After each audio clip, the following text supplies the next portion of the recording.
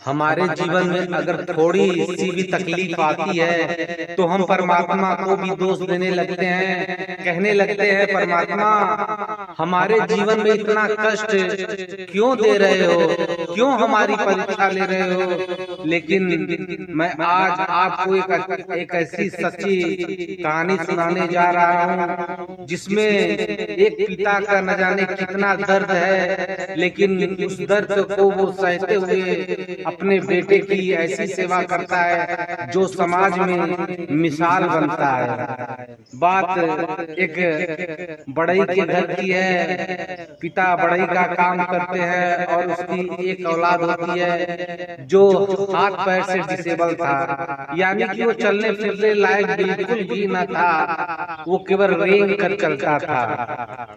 लेकिन उस पिता की बहादुरी देखिए, उसकी इच्छा शक्ति देखिए कि उसने अपने बेटे को कुछ करना, कुछ बड़ा बनाना चाहा और उसके लिए उसने जीवन के 18-20 साल त्याग दिए। वो पहले दूर शहर में काम करता था, लेकिन जब बेटा पढ़ने लायक हुआ तो उसको स्कूल ले जाने ले आने में बड़ा दिक्कत होता था। इसलिए उस व्यक्ति ने अपने काम को अपने बच्चे के स्कूल के करीब करना शुरू कर दिया, जिसमें उसे पैसे भी कम मिलते थे, लेकिन वो सोचता था कि मैं अपने बच्चे को डेली स्कूल छोड़ दूंगा और वापस घर पहुंचा दूंगा। इसलिए वो वहीं पर काम करने लगा, कम पैसे लेकर भी।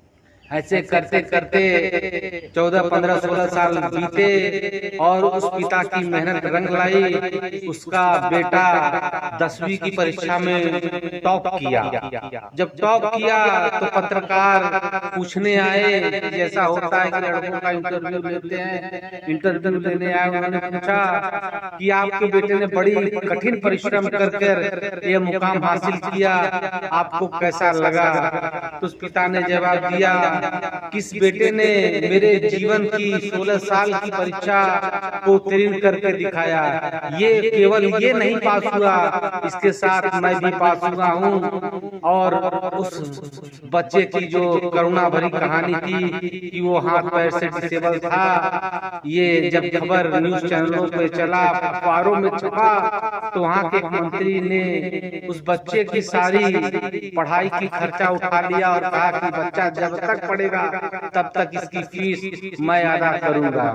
हुआ वैसा ही। और जो इंटरव्यू लेने वाला व्यक्ति था उसका भी रिश्ता उस व्यक्ति के साथ हो गया, क्योंकि बड़े की कहानी इतनी दर्द भरी थी। जब उस पत्रकार ने सुना तो उससे उसका रिश्ता हो गया। कभी गाहे बगाए वो पत्रकार उस बड़ई की कभी न कभी मदद कर दिया करता था और बीच बीच में उसका हालचाल भी लिया करता था।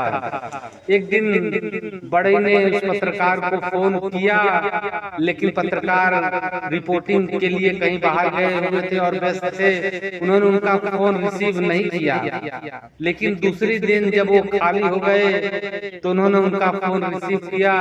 फोन करके पूछा कि कल आपने मुझे फोन किया था, लेकिन मैं व्यस्त था इसलिए आपका फोन रिसीव नहीं कर पाया। बोलिए क्या कहना के लिए आपने फोन किया था। तो उधर से बड़े रोते हुए कहा कि मेरा बेटा आज खत्म हो गया, कल उसकी मृत्यु हो गई। इसी की जानकारी देने के लिए मैं आपको फोन कर रहा था। तब उस शख्स को बड़ी हैरानी हुई कि अभी तो बेटा इतना स्वस्थ था, फिर कैसे इतनी जल्दी खत्म हो गया।